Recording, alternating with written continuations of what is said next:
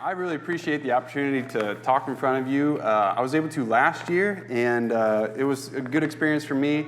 I know we all are kind of sad when Kyle leaves because he is so good at what he does. But it's good to have these times for people like me, people like Roger, who did such a great job this morning, and all of these men to have this time to give us a try and hone our skills and study something that hopefully will be benefit to all of us. I just want to say thank you also just for Roger to the good lesson this morning, and what a good reminder that was. I'm going to start out with a little small tale about this lesson that I worked 7.5 hours, and I told some of you this already. I worked 7.5 hours at the library in Louisville, working on it, got my PowerPoint ready to go, and it was almost time, so I was going to email it to myself, get it all set. Long story short, the computer shut down on me. And I was like, okay. Went over to the library guy, and I was like, what's happening? He was like, oh, yeah, I should have told you. It shuts down at this time. I'm sorry. I was like, oh, okay, yeah. Well, what can we do about that? He's like, yeah, it's gone. I was like, oh. All right, well, let's try anyway. He's like, okay, you can try anyway. So I tried it. Nope, nothing there. So I apologize for the no PowerPoint because when I got home, last night, the kids were ready for bed, and Ellie didn't want to go to sleep till 11. As you know, kids, that's how they do it sometimes, and it just had to be that night, of course. And so I only got a little bit of time to kind of remember what I had wrote, and then this afternoon, my parents were so helpful by taking care of the kids this afternoon, so I was able to write down at least most of what I remember that I did. So, sad story, but Lord willing, it's more providence than anything. I was telling Michael Ray, I was like, I don't care what songs you lead, you can pick whatever, but the songs he picked, absolutely perfect, and doesn't that happen a lot, So I'm going to get into it now and stop going over this preamble here. All right, so the sermon's about, kind of titled, The Prism of Love. And the scripture readings that Jeff read were so good because they just flow into what I'm about to do. So it's been really good just to hear him read those. So I'm going to start with 1 John 4:8. He who does not love does not know God, for God is love. Now I think about this a lot, and when I think about love, I think about, it's kind of an abstract thought, but then when you actually think about the structure, if we could say, of the Trinity is actually existing in Father, Son, Holy Spirit, a communion of love. So it's actually very definitional. It's not like an abstract. It's very definitional. God is love, right? And through this love, it's by its nature, has to spread out into the world, right? And so I have this when I came up with this lesson idea, I had this thought of God and his light creating the world, like the sun and its rays are going out. And sun, we feel the sun rays, and it's like we're actually feeling the sun, and we are, really. It's just the sun's energy that's just farther away. And I think about that, and I was thinking about when I read Dionysius the Areopagite. He's a writer in the 400s, 500s, and he always compares God to the sun in all of his writings. Mystical theology, the divine names, all of his writings, he's always talking about God being the sun, his rays coming out. And through these rays, you can see the goodness of God. You can see the love of God. You can see the light of God. And I would say that we can combine these three into a kind of a prism. You're putting the light of God through this prism of love. And out the other side, as we know, you take white light, you put it through a prism. Out the other side comes colors.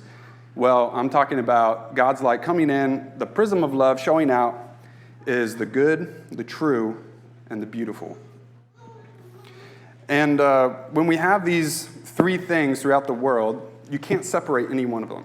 Just like the Trinity, you can't separate them, yet they are separate. You can define the true, the good, and the beautiful separately, but at the same time, nothing that is good is not true or beautiful. Nothing that is beautiful is not true and good at the same time, right? But we can define them in the way that we see them in our human way.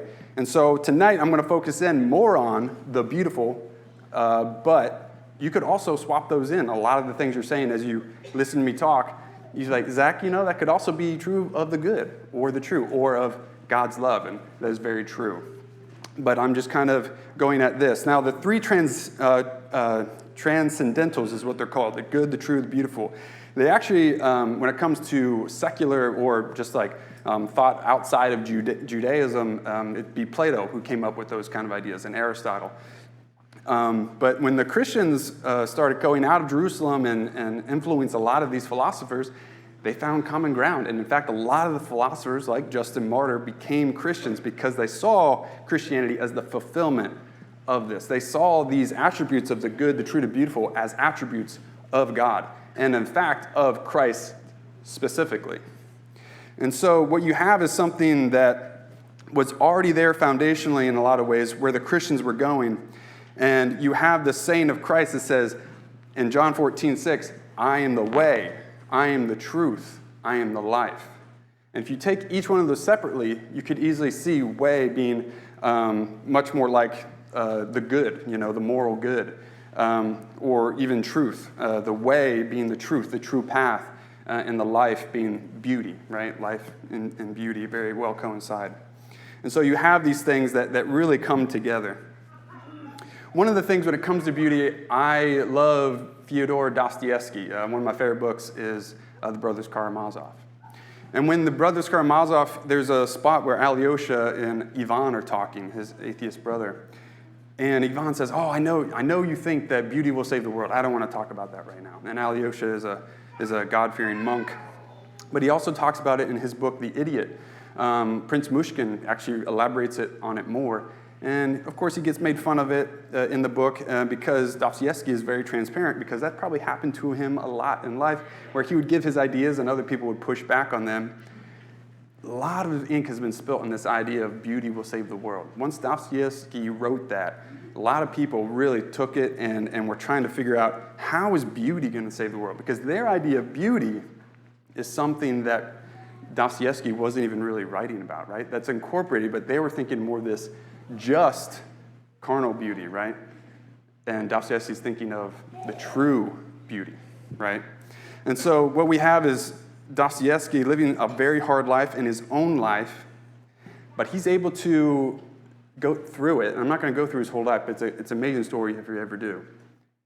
That he's able to really push through all these hard things that he really brings on himself to see that it's only the beauty of Christ that brings him through. And that's seen through nature he talks about, but also his family and those closest to him, and the undeserving love, obviously, from Christ himself.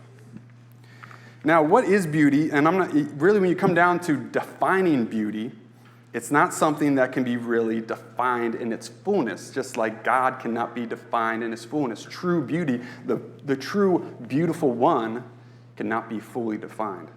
But we can grasp at certain ideas, we can grasp at certain things that can get us closer to that. So I'm going to do that now and start getting in more into this. So beauty, for one thing, you can see that generally when something's beautiful, it has integrity, which means that it's not going to fall apart typically. It's like a painting or a statue or a building or a beautiful tree, mountains, right? It has harmony in all of its subsequent parts. And the form as a total radiates, right? It radiates. And that's kind of the best way I've found to describe it, radiates beauty. Now, whenever it comes to these encounters that we have with beauty, they are more or less experienced by everyone. It's around us all the time, right? We can kind of all intellectually know that. And we all kind of have these little moments of experiencing this beauty, right? And sometimes to a more or less degree. But we experience God's love, goodness, truth, beauty. And so it's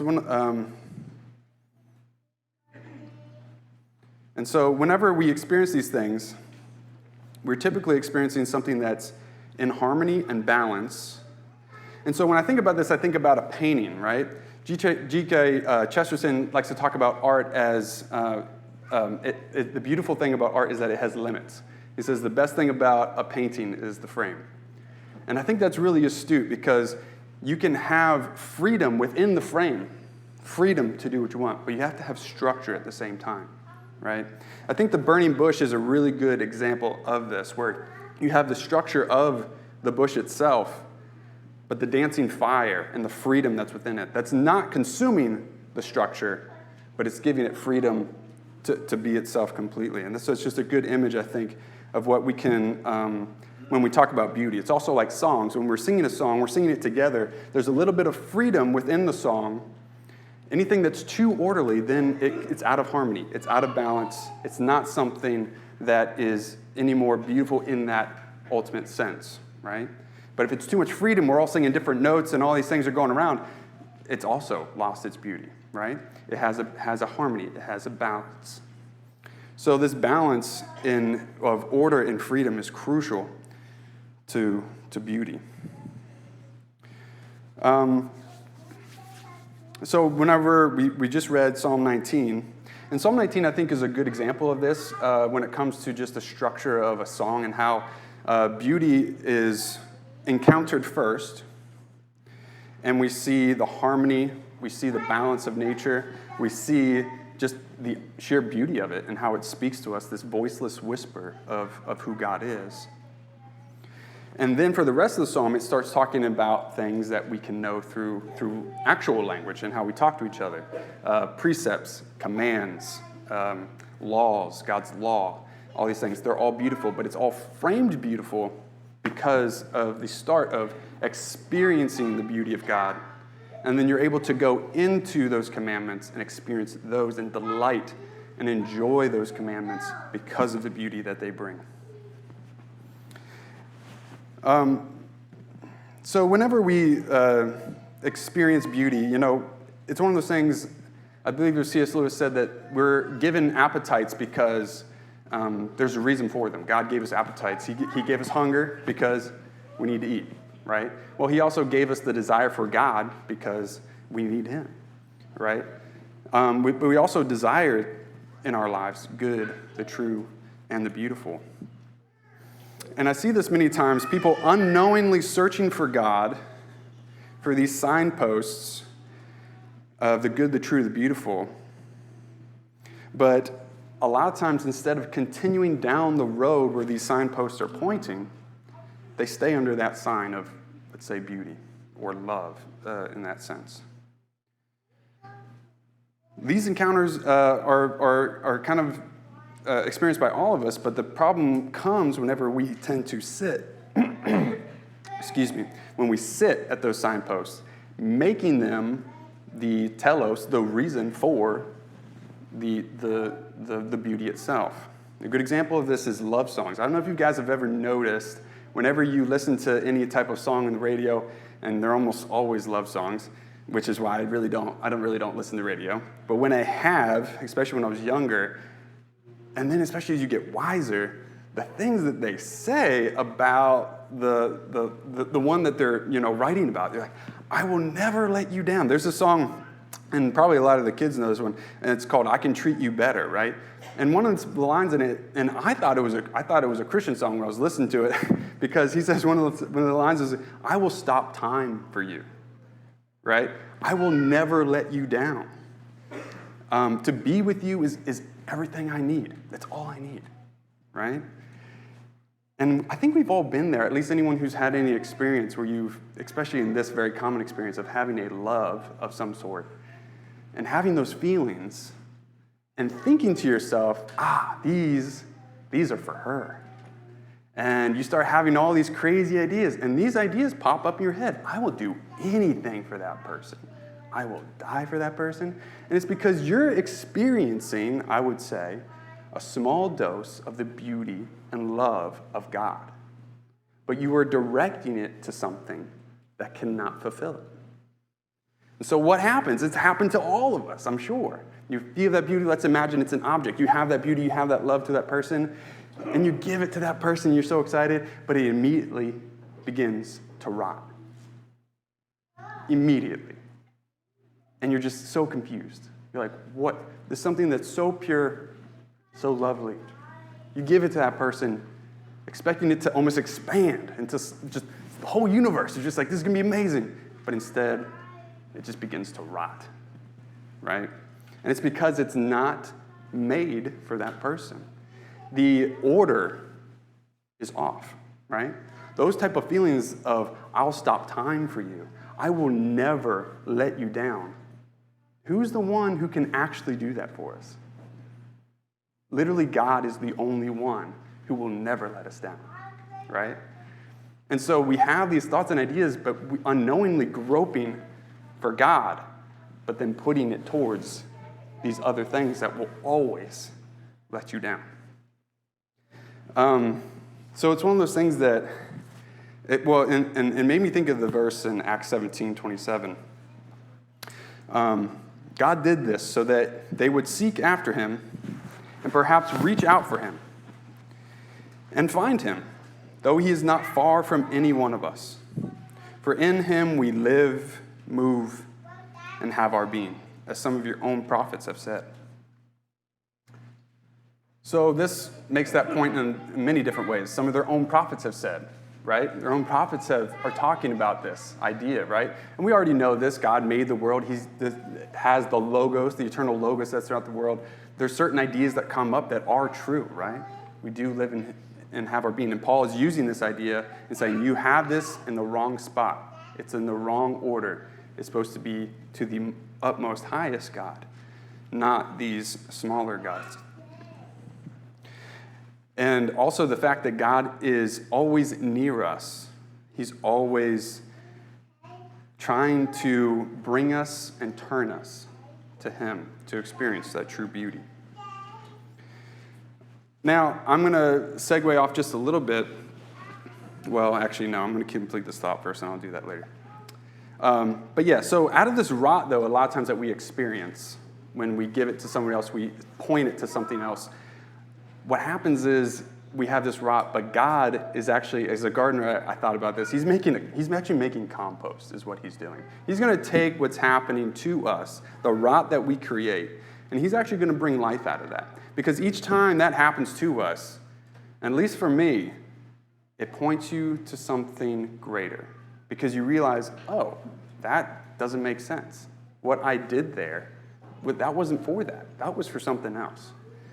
And so you're searching, you're groping for God, and each time when you get it wrong, which still happens to me and all of us, he's still pointing you, he's growing you to be able to have a life. And the beautiful thing is, and I used to work at a drug rehab, and one of our taglines was, where there's struggle, there's life. And I think before you're a Christian, there's a lot of struggles, obviously, but after you're a Christian, there's still struggles. And out of that struggle, that's where life comes. That's where beauty comes, because he's able to create it. Now, he didn't want it to happen, but that's what's going to happen to us, right? And so he's creating beauty out of that rot. He's creating compost. Now, this has applications for us when it comes to talking with other people, right? So we're doing a great job at focusing on evangelism and bringing people into the love of God, the family of God, which is done so well here. And I think just for me, there's a lot of people can enter God in many different ways. They can enter him through experience of the good, the true, if they're very logical, or the beautiful. But I would propose that the beautiful can be across all of those, because I think it's a human, across all cultures, human thing to, when you experience true beauty, you're drawn to it, you're attracted to it, and you don't know what else there is in the world, but when you're actually hit with beauty, that's what you want. So a lot of times, I think, just as a side note, we can get distracted sometimes when we're talking to certain people.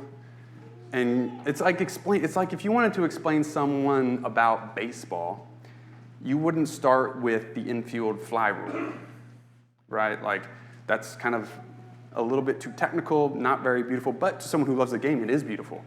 It is a beautiful thing. But, that's usually not where you're going to start. Same with Christ also. So it's one of those things that introducing the beauty of God and also connecting it to the beauty that they've already experienced in their life, because God is everywhere and he fills all things. He's constantly bringing them to himself, connecting those dots for them. Be like, yeah, that experience that you had looking at the stars, that's God's beauty, right? That experience that you had in the forest, that experience that you had with your mom or dad, that's God's beauty. That's the experience that you can have. And obviously, as a Christian, you have that to the utmost, right? And as a Christian, you have the promise that that can happen for all eternity. And even beyond what you've already experienced. So anyway, I'll get back to this off my side note. Another way that people see beauty in the world, a lot of times because we're not paying attention to the beauty around us, the only way that people can really experience God is by experiencing true evil, unfortunately. I was listening to somebody just the other day. I don't know what type of Christian he became or whatever, but he said that he became a Christian recently, and it just started happening effortlessly because he was looking at the culture and just seeing the evil, the absolute evil that was in the world when it came to the politics, when it came to our culture, that he saw evil for what it was. It wasn't hiding anymore. He couldn't pretend like he didn't see it and still dabble. Like he saw it. It was evil. He couldn't continue in it. He had to go the opposite way. So the opposite way looked way more attractive to him, right? So a lot of times, because we're not paying attention to the everyday beauty, you have to be hit with the evil that's around you and the evil within our own hearts. And a lot of times that's how it goes. We were actually talking about this morning in our class about Zacchaeus and the rich young ruler. I think Zacchaeus, like I said, he had an experience of how evil he was. He knew it, right? He had a pricked conscience. He knew it, right? And so he knew also then what true good is, right? He saw Jesus and he's like, that's it. That's beauty. That's what I want. I'm giving everything up. I'm doing that, right? Sorry, I don't want to get emotional. And then the rich young ruler, you have this very much more, I've got it kind of together. I don't really see myself as evil, but I'm coming to you to see if there's anything extra I can do, right? Oh, well, you can give your riches and follow me. No, I'm not going to do that, right? Whoa, where's the humility? Where's the passion for God? Where's the experience of beauty, right? He's looking at himself. He's not paying attention to the fact that Christ is infinitely above him, and he's just as low as everyone else, right? And so he doesn't have that same result that Zacchaeus says, I'm giving up everything. I'm following you. I'm going to make amends. I'm going to find the things I've done in my life and reorient it to the beautiful thing that I've seen.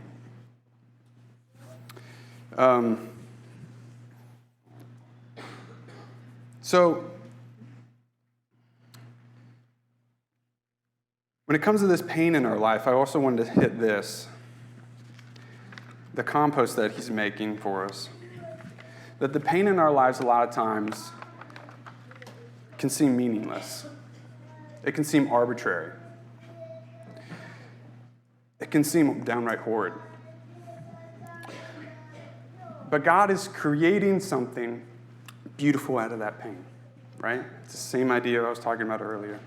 But just want to hit it in a different way when it comes to life circumstances, health circumstances, just things that we do to ourselves. He's constantly taking this and creating meaning out of it because he's continuing to shape you into something beautiful, into him, the beautiful one, pointing you. Because if you're truly searching, each time those things happen in life, you're always hit and saying, what is the point? Why am I here? What is happening? And then it forces you to turn to the beautiful one. And he then can make beauty from that pain. And you become more like Christ. You can partake in his divinity. And that's how you move down the road, right? Move down the road of experience with him.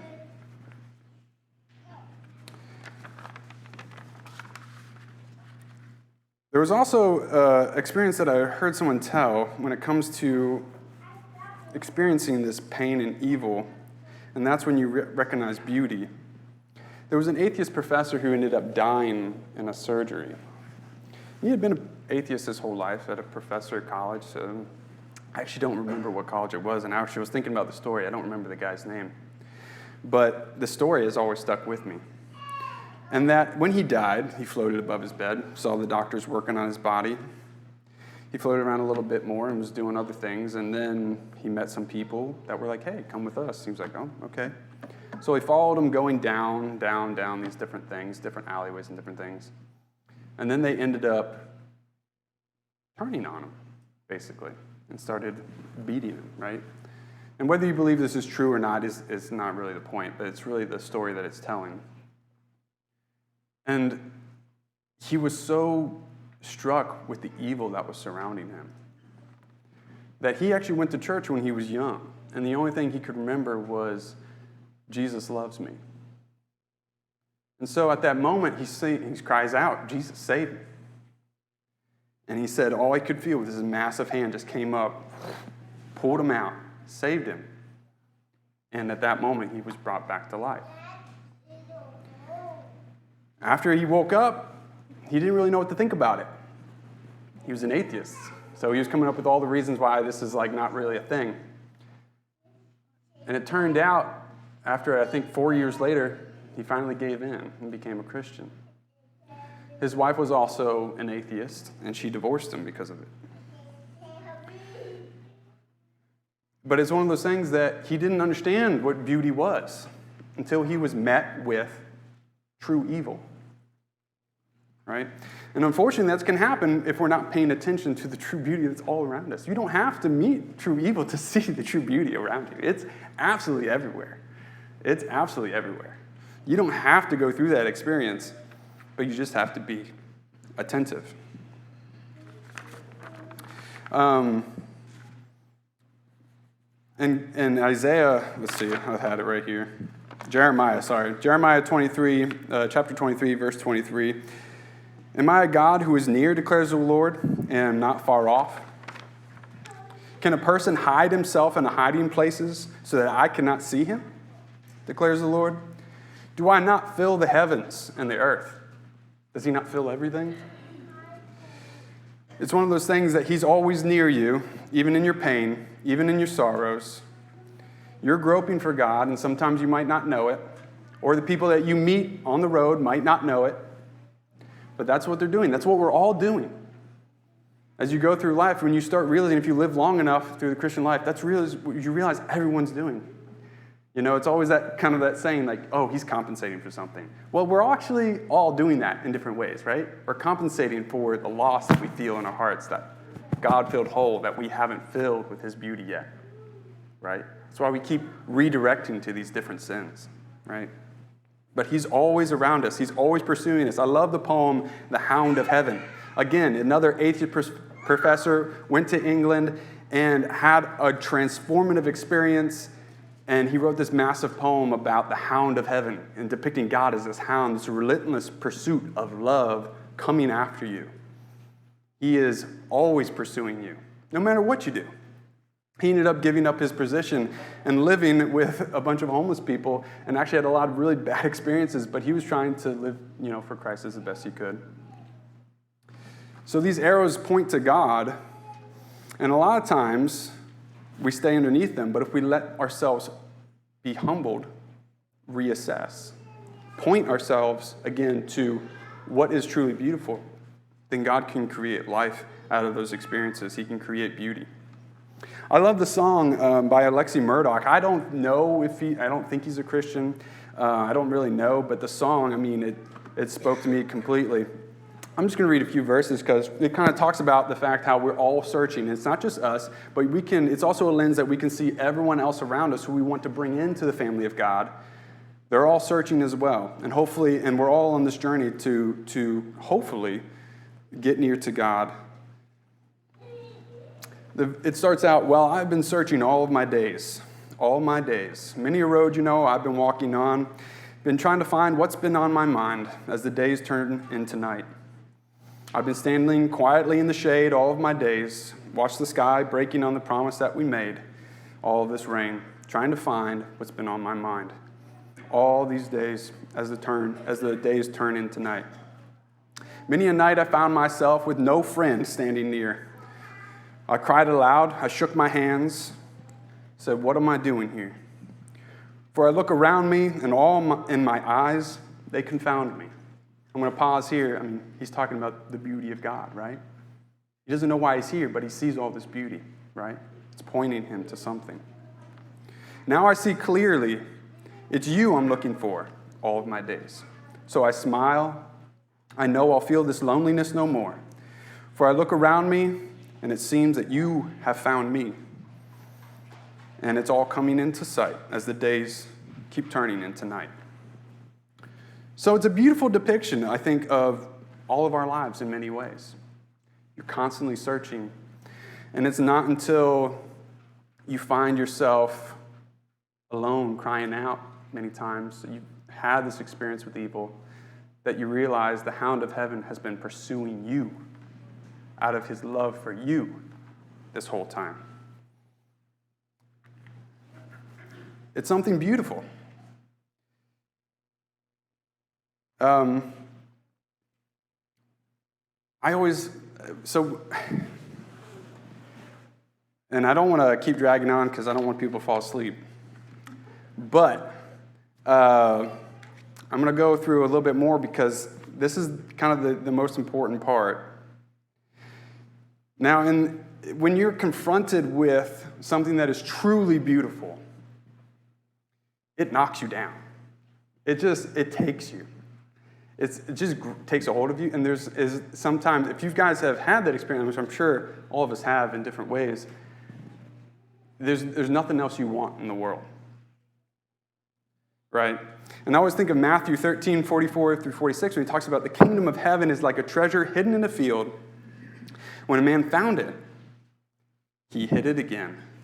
And in his joy, he went and sold all he had and bought the field.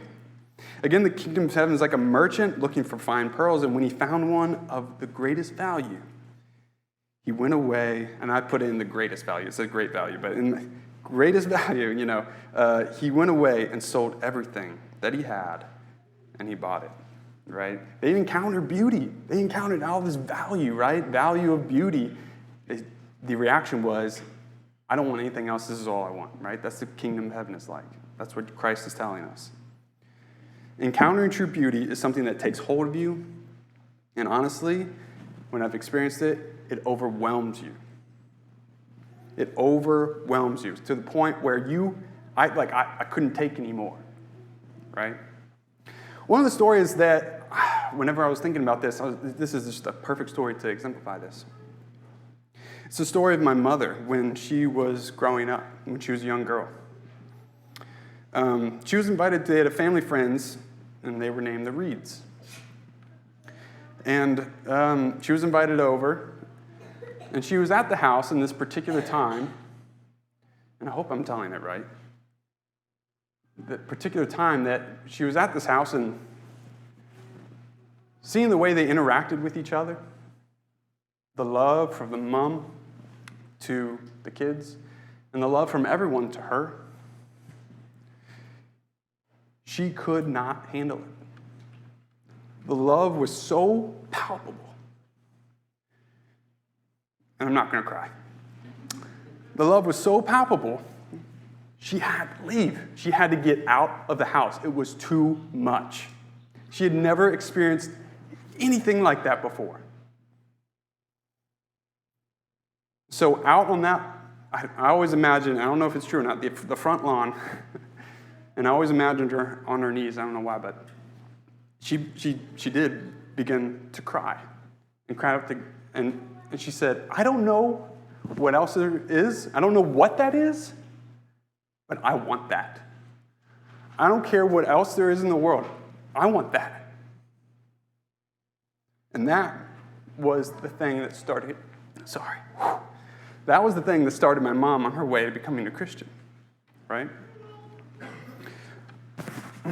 My dad, he gives sermons. He cried probably like 70% of the time. And so I come by this in a very natural thing. My granddad, his dad, was totally the opposite. Very good at just telling it straight, not very emotional. One time he wrote me a card on my birthday, and it was not even closely emotional. And he was like, I'm sorry I got a little bit, too emotional in that one. I was like, thanks, Granddad. Like, I don't know what you mean, because for me and my dad and my family, emotion is much higher than that. Anyway, so it's just the attractiveness of the beauty that was there, the life of the spirit that was there, the love that was there, that saw me. She didn't have to have any logical arguments given to her. She didn't have to be, back and da-da-da-da-da. She experienced beauty, and she wanted it. She was attracted to it. The other stuff comes later, and it is seen as beautiful because she's seen what it produces, right? And then there's my own conversion. I won't get as emotional on this one, but I was 16, and I just gone through a lot of different things in my life. I was not on the right path. I was having trouble at home, trouble at school, trouble everywhere. My granddad, who was a great preacher, but he always said, I'm an okay preacher, but I'm a great personal worker.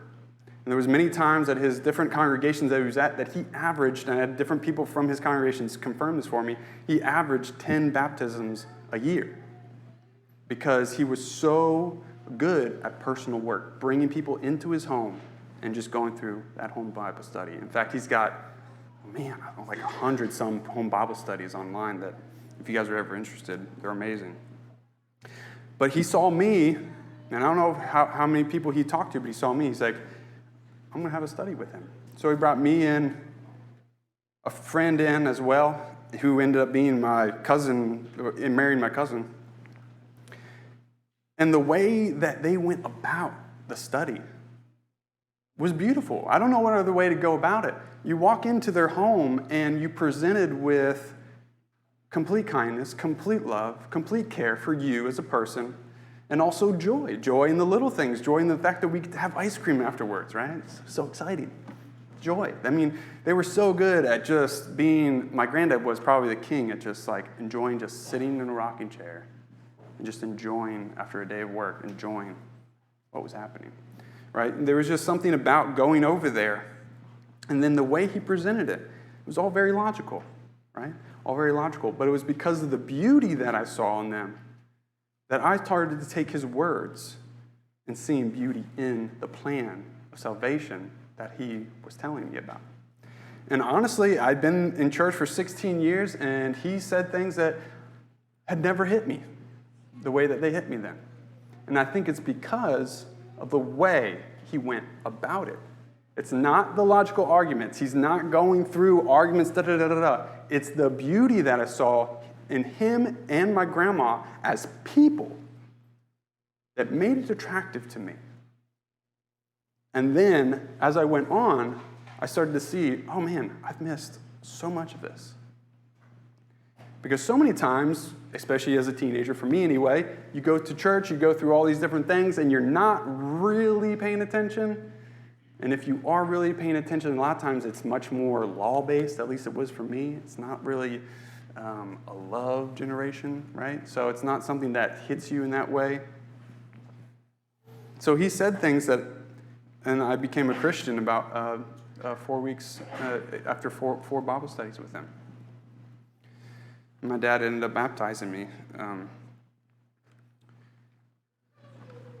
So it's just one of those things that beauty, first, has been important for the story of my family in a lot of different ways, but also other people that I know, right? For some people, obviously, it's seeing the ugliness of the world and seeing then wanting to run to the beauty, but then other people are actually encounter that beauty and they want nothing else. They have to have it. Now, what can we do?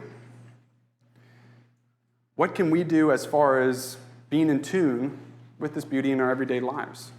Especially when you're talking to people, but it's more, for me, it's like if you have the personal growth and you're someone that God is going to send somebody to, he'll send them to you.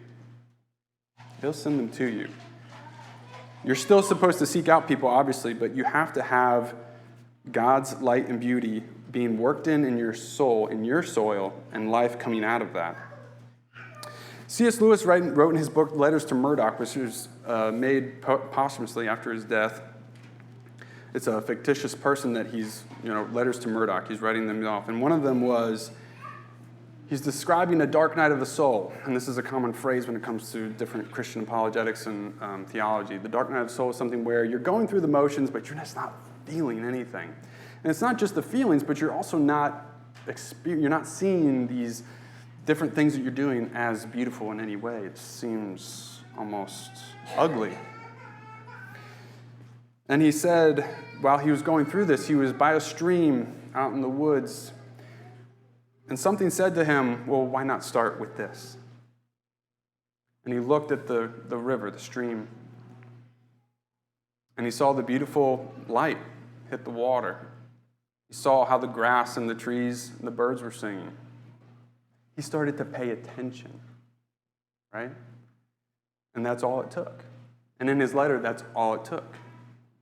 And he was able to take that experience of beauty and then through that lens, see his life in Christ as beautiful.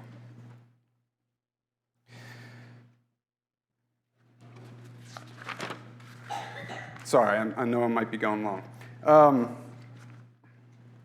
So when it comes to paying attention, what is attention? I always think about Simone Weil. She's a philosopher in England. She lived an incredibly interesting life. But she describes attention as, attention consists of suspending our thought, leaving it detached, empty, and ready to be penetrated by the object. The object for us is God's light, God's love, his goodness, beauty, truth. And holding our minds within reach of this thought, and above all, our thoughts should be empty, waiting, not seeking anything, but ready to receive the object without manipulating it, but let it penetrate us and change us. The ancient thought, and this is very similar to the ancient thought of the nous. There used to be among the Greek Christians the idea of the nous, that the nous was given by God as a way to communicate to him and a way to change you as a Christian to be more like Christ, to partake in his divine nature. And you would clear your nous, which is the same thing we're talking about with Simone Weil here when it comes to attention.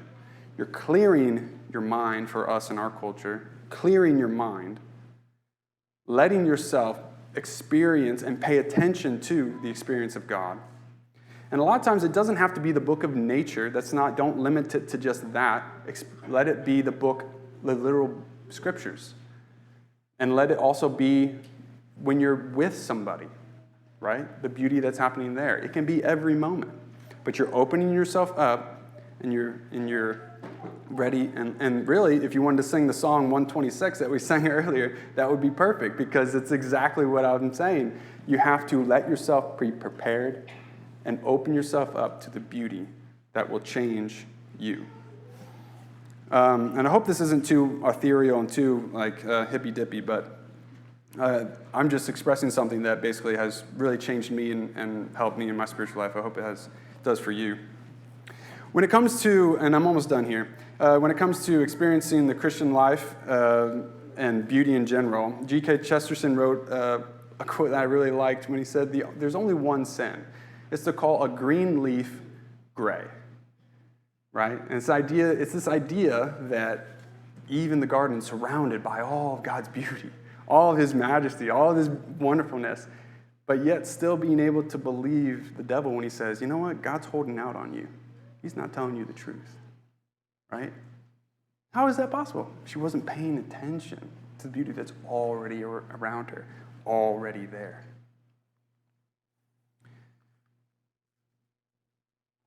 So whenever we have these times, whenever we experience the beauty of God,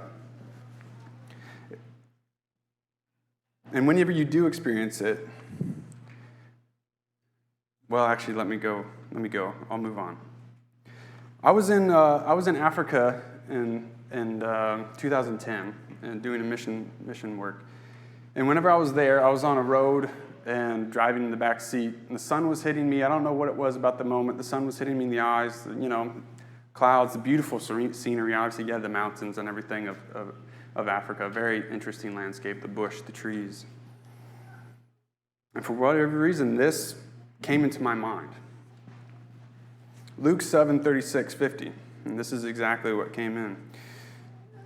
One of the Pharisees asked him to eat with him, and he went to the Pharisee's house and reclined at the table. And behold, a woman of the city who was a sinner, when she learned that he was reclining at the table in the Pharisee's house, brought an alabaster flask of ointment.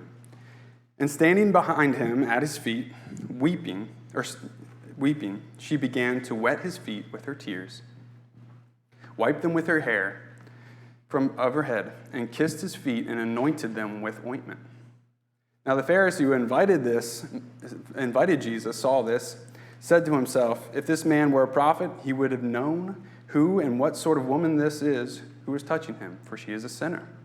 And Jesus answered him, Simon, I have something to say to you. And he said, say it, teacher. A certain moneylender had 2 debtors. One owed 500 denarii and the other 50.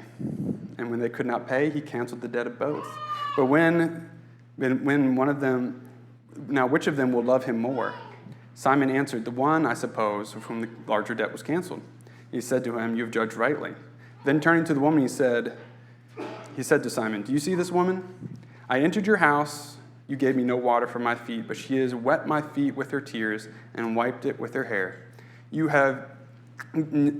gave me no kiss, but since the time I came in, she has not ceased to kiss my feet. You did not anoint my head with oil, but she has anointed my feet with ointment. Therefore, I tell you, her sins, which are many, are forgiven, for she loved much. But he who was forgiven little loves little. And he said to her, your sins are forgiven. Then those who were at the table with him began to say among themselves, who is this who can even forgive sins? And he said to the woman, your faith has saved you. Go in peace.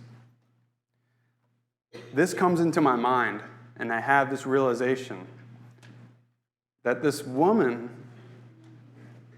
experienced the love of God, and now she wants to love.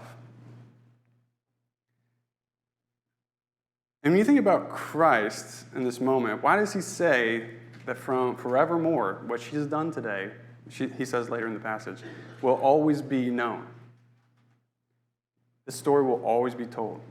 Because I think it's one of the rare moments of Christ's life on earth that he was shown this type of love.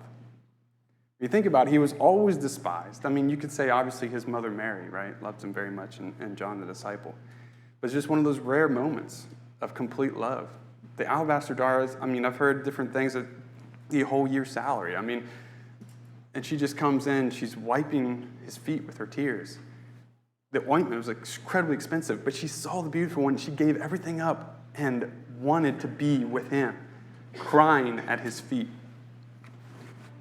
All Christ wants to be is loved, right? He's literally pursued us from the beginning of time. All he wants to be is loved. And here's this woman who's done it. He's like, this is as close to like the example that I want to give people. This will always be known that this woman did this. He wants to be loved. I mean, what else does he have to do, right? He creates us. He creates a bridegroom out of Israel. They continue to fall away from him. They continue to hate him in many times. But he never gives up. He's constantly pursuing. He's the hound of heaven. He becomes one of us. And he becomes part of Judah. And he lives a terrible life when it comes to human standards, when it comes to just like being uncomfortable, always living in the woods, people always saying bad things to him, people trying to stone him. The people who did follow him were always trying to use him to get better things for themselves. Even his disciples were trying to use them to get power for themselves on this earth. He was devoid of anyone really showing him the love that he's always eternally desired. And here's this woman, and she does it. And then he'll even die on a cross. He'll take all of our sins away, but the chains of death, the chains of all those who previously hold our previous masters. And then he'll rise again, and even after all that, he's still pursuing you. So, my whole point, and the larger point of that is, what is our response to beauty? Well, if we take this sinful woman, the response is love. It can't be arbitrary rules. It has to be love. For a Christian, adultery isn't wrong for some arbitrary, head knowledge sense. It's wrong because it's not truly beautiful. It doesn't reflect the beautiful one. It's not something that will bring about beauty in your life. It's not truly beautiful. As a Christian, we don't just not get angry on outbursts and all this other stuff because of some rule that was written. I got to do it. No, it's because it's not truly beautiful. It doesn't reflect the beautiful one. So our response has to be love. If it's not love, then it ends up being a form of religion, but with no power.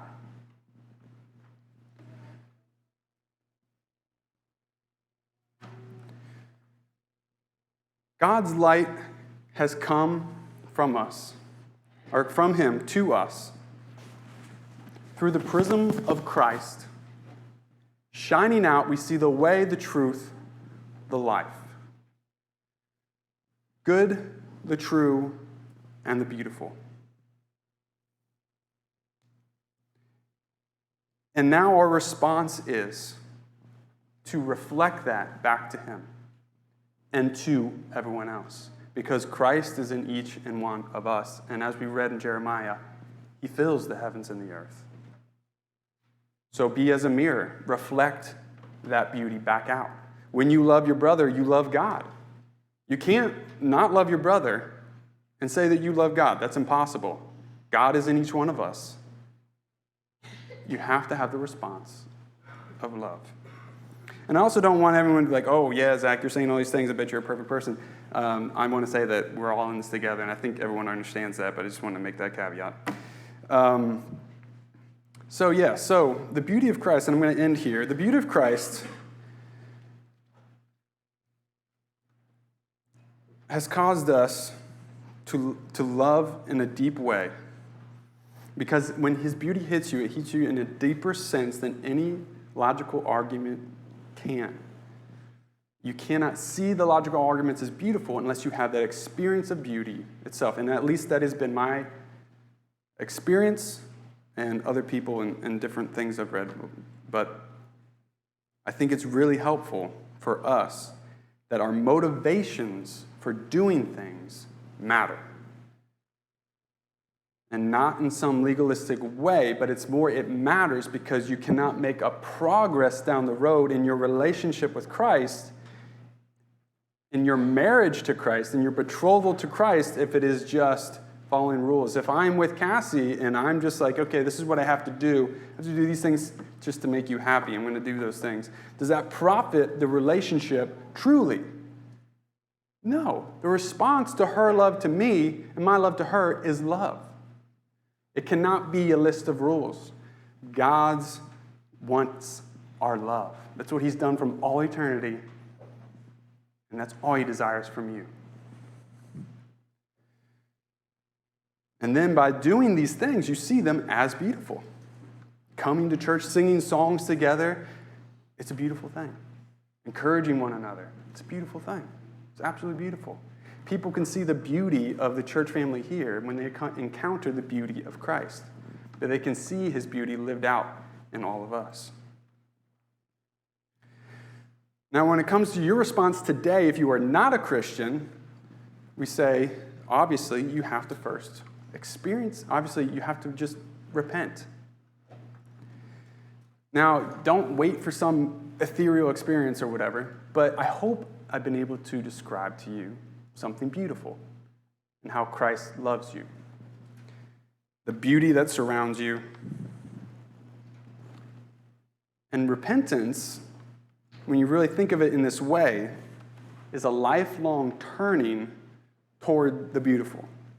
A lifelong turning toward the beautiful. A lot of times when people hear repentance, I've had different responses when they just don't really, they think that sounds boring, that sounds negative, it sounds like something that's not something they want to do.